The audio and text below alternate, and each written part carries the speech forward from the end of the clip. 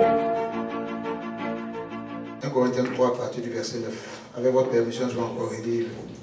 Je vais relire le verset. Il est écrit, celui qui plante et celui qui arrose sont égaux. Et chacun recevra sa propre récompense selon son propre travail. Car nous sommes ouvriers avec Dieu. Vous êtes le champ de Dieu, l'édifice de Dieu. Que le Seigneur vous bénisse. Je veux insister sur deux parties. Dans le verset 9 seulement. La première partie qui dit, nous sommes ouvriers avec Dieu. Au lieu de dire, nous sommes ouvriers de Dieu, le passage dit, nous sommes ouvriers avec Dieu. Donc on dirait que nous sommes co-ouvriers, comme co-auteurs. En quelque sorte, dans ce passage, Dieu nous fait comprendre qu'il veut compter sur nous. Dieu étant invisible, il se manifeste dans une sphère qui est spirituelle. Mais pour agir dans le visible, dans le physique, dans le monde matériel qui est le monde des sens, Dieu a besoin des personnes physiques. Et ces personnes physiques que Dieu emploie, il les emploie avec leurs qualités, mais aussi avec leurs défauts. C'est pourquoi il dit dans sa parole, il dit, nous sommes ouvriers avec Dieu. Ça veut dire que Dieu est devant. Il ne fait pas tout pour nous. Il nous donne le potentiel, il nous donne des talents, il nous donne des dons, il nous donne des compétences. Et il se met devant nous par son esprit, il se met devant nous par un berger, il se met devant nous par un père. Et il nous demande de venir à sa suite. Vous comprenez? Nous devons comprendre qu'avec Dieu, nous ne sommes pas des automates. Nous ne sommes pas des robots. Non, bouge ici, bouge ici. Dieu a besoin de ta volonté. Dieu a besoin de ton engagement. Dieu a besoin de ta contribution. Dieu a besoin du temps que tu veux consacrer à l'avancement de son œuvre. Dieu a besoin du fait que toi-même tu décides de prendre le potentiel qu'il t'a donné, de prendre le moyen qu'il t'a donné, de prendre le talent qu'il t'a donné et de venir mettre ce talent à sa disposition afin qu'avec toi il puisse glorifier son nom, étendre son règne, sauver des vies, guérir des malades, faire marcher des boiteux, restaurer des vies. Amen. C'est un privilège que Dieu nous fait. En fait, en réalité, Dieu nous fait jouer dans son équipe. Lui étant en même temps le capitaine, le coach et le propriétaire de ce club qu'on appelle le club des élus. Et la deuxième partie, c'est lorsqu'il dit Amen. Il dit, vous êtes le champ de Dieu. Alléluia. Donc, on voit par exemple une équipe et il y a le coach et en même temps qu'il y a le capitaine, mais qui va sur le terrain. Lorsque nous voyons des équipes de sport, des équipes de football, de basketball, de rugby, la plupart des coachs restent hors du terrain. Mais Dieu est le seul coach qui rentre sur le terrain. Parce qu'à un moment du match où l'ennemi est en train de te déborder, de te dévancer, de te mener au but, où Dieu voit que tes capacités ont atteint leurs limites, ton potentiel est limité, tu as fait tout ce que tu pouvais, tu as fait tout ce que tu voulais, tu as engagé des ressources spirituelles, morales, physiques, tu es arrivé à ta limite, l'ennemi pense qu'il va prendre le dessus, ton coach descend sur le terrain. Il descend parce qu'il sait que tu as fait ce que tu pouvais faire. Tu as fait ce qu'il t'a donné de faire. Et c'est à partir de ce moment qu'il prend la relève. Je veux dire à quelqu'un, lorsqu'un combat te dépasse, Dieu prend la relève. Lorsqu'un combat au-dessus de tes limites, ne pense pas que tu as perdu le combat, mais ton Dieu qui t'a engagé dans ce combat, il t'a engagé parce qu'il veut que tu aies la victoire. Je vais dire à quelqu'un prophétiquement, quand Dieu permet un combat dans ta vie, c'est qu'il est sûr que tu vas le remporter. Pas sûr que tu peux vaincre un adversaire, il ne permet pas le combat. C'est pourquoi la Bible dit qu'aucune tentation qui nous est survenue n'est au-dessus de notre force. Je veux dire à quelqu'un, lorsqu'il y a une adversité devant toi, cette adversité n'est pas venue pour t'écraser, mais pour annoncer une prospérité. Parce que Dieu dit dans sa parole que lui-même il crée l'adversité. Donc l'adversité n'est pas une invention du diable. L'adversité n'est pas quelque chose que le diable planifie. L'adversité est une création divine. Parce que l'adversité vient te booster. L'adversité vient réveiller tes capacités offensives et défensives. L'adversité vient relever ta vie de prière. L'adversité vient te permettre de comprendre que toi-même tu as quelque chose en toi. Tu as de la force, tu as du courage, tu as du talent, tu as de la persévérance. Je vais dire à quelqu'un, ce Ce sont les déceptions souvent qui font comprendre à une femme qu'elle est quelqu'un de valeur. Parce que quand quelqu'un te déçoit, toi-même tu te demandes mais comment il m'a vu, comment il m'a regardé. Et tu commences à te respecter pour ne pas que quelqu'un d'autre vienne s'amuser avec ta vie et te laisse encore dans la désillusion, dans la déception. Maintenant il dit, nous sommes le champ. Alléluia. Amen. Dieu nous voit comme une propriété privée. Quelqu'un dit mon champ. Mon champ. Quand tu parles de ton champ, ça veut dire que ça t'appartient. Et c'est toi qui vas s'aimer à l'intérieur. Ce que tu veux moissonner. Maintenant, Dieu dit, nous sommes son champ. Je vais révéler à quelqu'un que les semences divines ne sont pas que spirituelles, elles sont aussi matérielles. Amen. Je vais dire à quelqu'un que Dieu va s'aimer la prospérité dans ta vie. Amen. Quand les gens te verront, ils sauront que le Dieu que tu adores n'est pas seulement un Dieu de prière, mais c'est un Dieu de richesse, c'est un Dieu de force, c'est un Dieu de puissance, c'est un Dieu de miracle, c'est un Dieu de restauration. Nous sommes dans un monde où les gens ont besoin de voir pour croire. C'est pourquoi le Seigneur a permis à Thomas de toucher. Il a dit à Thomas, tu es incrédule, mais il dit, viens toucher. Parce qu'il sait que dans le monde où nous sommes, les gens respectent par rapport à l'extérieur, par rapport à l'apparence. Les exigences humaines sont des exigences apparentes. Pourquoi? Parce que l'homme ne voit pas le cœur. Quand l'homme veut te juger, il regarde d'abord ta paire de chaussures, il regarde d'abord ta montre, il regarde le costume que tu as porté, il regarde le téléphone que tu utilises, il regarde la voiture que tu as gagnée, il regarde la lunette que tu portes, il regarde ton bracelet, parce que c'est l'apparence qui mobilise le respect de l'homme. C'est pourquoi je veux dire à quelqu'un, pour qu'on te respecte, Dieu va soigner ton apparence. Il va te donner une bonne santé, une santé physique, une santé financière, une santé matérielle, une santé conjugale. Parce que lorsque ton foyer bat des ailes, ton visage est abattu. Mais lorsque ça va à la maison, ta femme t'a souri, ton mari t'a fait la petite bise, tu te crois comme Macron, parce que dans ta tête tu es boosté, tu es galvanisé. Est-ce que je parle à quelqu'un? Donc, Dieu bâtit en nous, parce que nous sommes son champ, et Dieu bâtit avec nous. Donc, je vais dire à quelqu'un, avant de comprendre que tu es un bâtisseur, il faut réaliser que Dieu a fait de toi une bâtisse. Amen. Ça veut dire que si vous prenez déjà même sur le plan biologique, sur le plan scientifique, vous allez voir que dans l'être humain, dans l'organisme humain, il y a les matériaux qui servent à construire des maisons. Dans l'homme, il y a le fer. Dans l'homme, il y a l'aluminium. Dans l'homme, il y a le manganèse. Dans l'homme, il y a même de l'or. Pourquoi? Parce que l'homme est une partie de la terre qui a été faite pour marcher sur la terre. Donc tout ce qu'on prend pour construire se trouve en toi. Parce que Dieu sait que de toi peut sortir des entreprises, une société, une maison. Ça est en toi. C'est une idée qui devient une société. Est-ce que quelqu'un comprend? Tu es seul et puis tu penses à quelque chose, tu mûris. Et lorsque ça s'assoit en toi, tu commences à te mettre en action.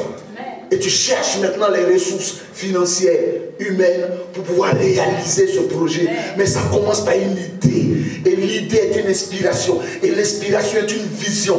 La vision est différente de la vue. La vue, c'est ce que tes yeux voient. La vision, c'est ce que les yeux de Dieu voient pour toi. Tu peux te voir petit, mais Dieu peut te voir grand. Parce que Dieu sait où il va aller avec toi. Je vais dire à quelqu'un, ne vous mesurez pas par rapport aux normes de la société. Je suis arrivé dans ce pays, les gens veulent forcément me faire vivre selon les normes de ce pays. J'ai dit, je refuse cela. Ça peut choquer, mais je refuse cela. Parce que les lois de ce pays n'ont pas été puisées de la parole de Dieu. Dans peu de temps dans ce pays, peut-être on va permettre qu'un homme marie un chien. Dans peu de temps. Voilà. Comment? C'est trop tard. Vous comprenez? Ça veut dire que quand l'homme commence à vivre contrairement à la parole de Dieu, il est égaré. Vous comprenez? Je le disais à quelqu'un, j'ai dit qu'un système va contre la parole de Dieu. J'ai désobéi à ce système à l'aise. C'est-à-dire avec joie. Tout ce que ça peut me coûter, me ramener dans mon pays, mais Dieu ne m'a pas créé pour me laisser en l'air. Il m'a donné une nation. Et je vais dire à quelqu'un, la bénédiction là, elle n'est pas géographique, elle est prophétique. Amen. La bénédiction ne dépend pas de là où tu te trouves, mais de ce que Dieu a dit qu'il va faire avec toi là où tu es. C'est pourquoi tu peux être en France et puis galérer, et puis quelqu'un au Burkina être multimillionnaire. Amen. Ça ne dépend pas du lieu. Mais le plus important, il faut rentrer dans un moule qu'on appelle la volonté de Dieu. Parce que dans la volonté de Dieu se trouve sa bonté, se trouve sa miséricorde, se trouve sa grâce, se trouve sa bénédiction, se trouve sa protection. Et lorsque tu es dans la volonté de Dieu, tout lieu te foule la plante de tes pieds, Dieu te le donne. Et quand Dieu te donne un territoire, les circonstances te sont soumises, les opportunités viennent à toi, les grands t'apprécient et tu rencontres les bonnes personnes. Je vais dire à quelqu'un, ce n'est pas évident de rencontrer les bonnes personnes. C'est vrai. Pourquoi souvent les gens sont malheureux? Parce qu'ils ne sont pas tombés sur la bonne personne. Que ce soit en relation amoureuse, amicale, professionnelle. Dis à quelqu'un, c'est Dieu qui crée les rencontres. C'est Dieu qui crée les rencontres. Alléluia. Maintenant, quand Dieu crée la rencontre, c'est l'homme qui entretient sa relation. Camarade, si tu bafoues ta relation, elle va se casser. Dieu n'a rien à voir dedans. Si tu veux, il faut jeûner, il faut prier. Une relation s'entretient. Il y a la communication, il y a prendre soin, il y a l'attention. C'est de même manière qu'on doit entretenir la relation que nous avons avec notre Dieu, que nous avons avec la communauté dans laquelle nous sommes. C'est un engagement divin que nous prenons d'appartenir à une communauté. À partir de cette communauté, des personnes vont voir ce que Dieu peut faire avec elles. La semaine passée, j'étais à Genève à un programme et l'église qui m'a invité, je leur faisais comprendre que chaque fois que l'homme a oublié qu'il est venu de Dieu, la terre l'avale. C'est clair. L'homme a été créé depuis le ciel. Notre esprit a existé par un commandement. Quand le commandement divin, Dieu dit, faisons l'homme à notre image. Donc quand Dieu dit faisons l'homme à notre image, l'image de Dieu, c'est que Dieu est un esprit. C'est l'esprit qui pense, c'est l'esprit qui innove, c'est l'esprit qui réfléchit, c'est l'esprit qui invente. Donc avant d'être un corps, l'homme est d'abord un esprit. L'âme est née de la jonction entre l'esprit et puis le corps. Quand Dieu est en train de mettre l'esprit dans le corps, l'âme est venue. Amen. Et c'est l'âme qui donne la vie au corps. Le corps, ce n'est qu'une enveloppe. C'est pourquoi je dis à quelqu'un, aujourd'hui, on n'est plus à la limite des barrières raciales. Non, l'autre est blanc, l'autre est noir, l'autre est... ça ne compte plus. Ce qui compte, c'est la réussite. Tu as réussi, on va te respecter. Tu n'as pas réussi, si tu veux, il faut être jaune, il faut être rouge. Personne ne te respectera sur cette terre. On ne respecte que la réussite. On ne respecte que la réalisation. On ne respecte que des valeurs. Ce temps est passé. Ne restons pas dans les complexes du genre, je suis dans un pays. Dans ce pays, tu peux avoir ta place. Amen. Dans ce pays, tu peux devenir chef d'entreprise. Moi, j'ai commencé à lancer mes affaires. Voilà. Parce que j'ai compris que tu as deux choix. Soit tu viens regarder, soit tu viens agir. Demande à quelqu'un, c'est toi qui vois. C'est toi qui vois. Quand tu rentres dans une salle de cinéma, il y a les acteurs qu'on regarde, il y a les spectateurs qui sont venus regarder. Demande à ton voisin qui toi tu veux être. Celui qu'on est venu regarder, où tu es venu, chaque année on te dit un film est sorti, toi tu vas regarder. On va pas te regarder, toi ton film aussi. Ta vie est une histoire. Amen. Ta vie c'est un livre. Amen. Amen. Ta vie c'est un livre, comme le dit maman là-bas. Ta vie c'est un livre. Amen. Nous on a connu les artistes Magic System, on les a connus depuis le quartier. Ils étaient à nous, maman, on était à commencer sur les fiers. Et puis le jeune Assalfo, il dit dans mon groupe, on ne boit pas, on ne fume pas, on ne se drogue pas parce qu'on veut aller loin. J'ai compris que quand quelqu'un veut aller loin, il se donne des principes. C'est clair. Si on te suivait, c'est que tu es encore immature. Amen. Si tu es grand, toi-même tu te surveilles. Oh yes. Toi-même tu sais ce que tu ne dois pas faire parce que tu sais que tu veux aller loin. Amen. Alléluia. Amen. Quand je suis rentré à ma vie de Dieu, je suis venu pour être grand. Amen. Parce que j'ai compris que dans cette église, il y a des grands. Je vais dire à quelqu'un, quand tu as un environnement de grands, c'est que tu as l'opportunité de devenir grand. Si tu ne le deviens pas, c'est toi qui as refusé. C'est ça. Si tu ne le deviens pas là, c'est toi qui as refusé. Alléluia. Je dis à quelqu'un, Dieu te donne un potentiel, c'est à toi de savoir l'exploiter. Si tu prends pour aller t'amuser, c'est toi qui vois. Si tu veux le valoriser, c'est toi qui vois. Alléluia. Est-ce que je parle à quelqu'un? J'ai fait 2 jours là-bas. Le premier, je me suis reposé. Le deuxième jour, il a fallu que les gens me donnent le micro. Je leur ai montré que Dieu a mis quelque chose en moi. Je vais dire à quelqu'un, Dieu a mis quelque chose en toi. On peut tout dire, mais le jour qu'on te donne l'occasion de t'exprimer dans ton domaine, il faut leur montrer que Dieu a mis quelque chose en toi. Tu es un champ qui n'est pas vide. Amen. Tu es un champ dont le propriétaire, il fait de bonnes choses. Amen. Il fait de grandes choses. Quelqu'un dit, je suis un champ. Je suis un champ de richesse. Je suis un champ d'intelligence. Je suis un champ de compétences. Je suis un champ d'onction.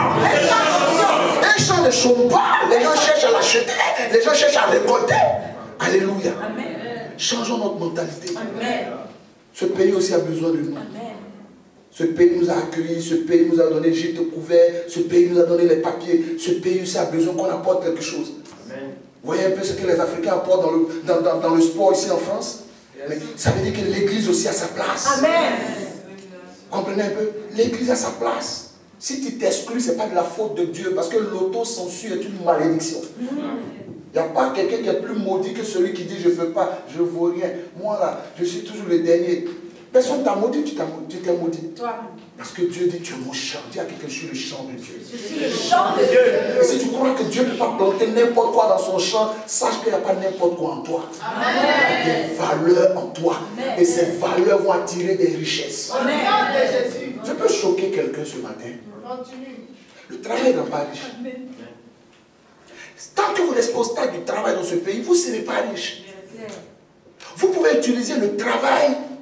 Vous savez, le travail est une sanction qui est venue à cause de la désobéissance de l'homme et la femme, Adam et Ève dans le jardin d'Éden. Donc Dieu a dit, comme je vous ai donné tout gratuitement, toi Adam, je te donne maison gratuite, jardin gratuit, cours gratuit, terrain gratuit, les arbres fruitiers, la nourriture gratuite. Je te sors une jolie femme d'un teint extraordinaire qu'on n'a jamais vu. Tu ne l'as pas amené au restaurant, je te prends, gratuit. Adam, c'est le seul type, n'a pas dragué. Aucune drague, aucun restaurant, aucun McDo. Il dort, il se réveille, on dit voilà, prends. Il dit waouh, Dieu fait plus ça, les camarades. Maintenant, chacun cherche. D'autres me sont cherchés sur Internet, camarades, tu trouves pour toi, tu protèges, tu sécurises. On dit à beaucoup de femmes, mais pour les trouver, c'est rare, moi je ne comprends pas. On dit, il y a plus de femmes que d'hommes, mais pour les trouver, c'est rare. Alléluia. Amen. Ça veut dire que,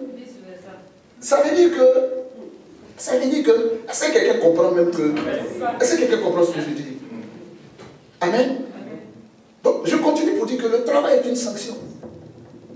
Le travail, là, Dieu veut que tu te donnes de la peine, amen, que tu transpires, que tes mains soient rocailleuses, que tu te courbes, parce qu'il n'est pas content du fait que tu n'aies pas apprécié la gratuité.